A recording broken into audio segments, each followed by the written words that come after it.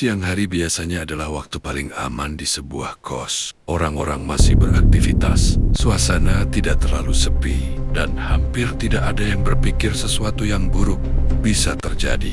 Namun di sebuah kamar kos di Batam, siang itu berubah menjadi tempat terjadinya sebuah tragedi berdarah. Seorang pria ditemukan tewas secara mengenaskan, dan yang lebih mengejutkan, pelakunya adalah orang yang pernah sangat dekat dengannya.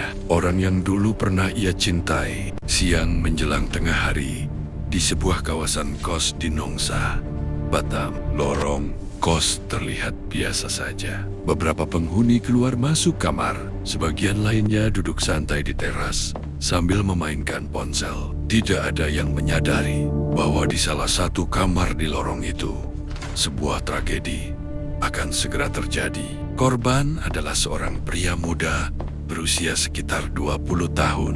Ia dikenal sebagai orang yang cukup tertutup. Tidak banyak yang tahu tentang kehidupan pribadinya. Namun diam-diam, ia pernah memiliki hubungan dengan seorang pria lain.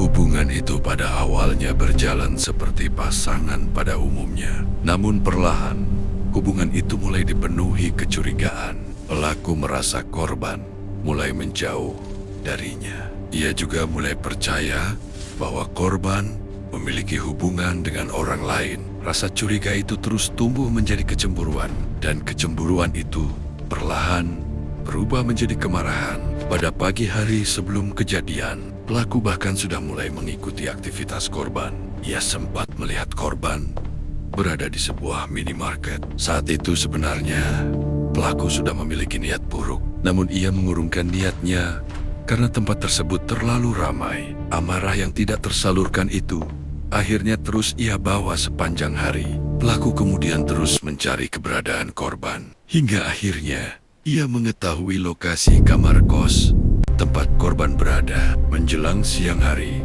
pelaku datang ke kos tersebut. Lorong kos terlihat cukup tenang saat itu. Tidak ada yang memperhatikan ketika ia berjalan menuju kamar korban. Ketika pintu kamar itu terbuka, pelaku melihat sesuatu yang membuat emosinya langsung meledak. Di dalam kamar itu, korban tidak sendirian. Ada pria lain bersama korban.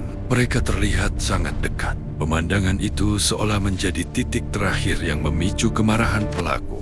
Pertengkaran pun terjadi di dalam kamar kecil itu. Beberapa suara keras sempat terdengar.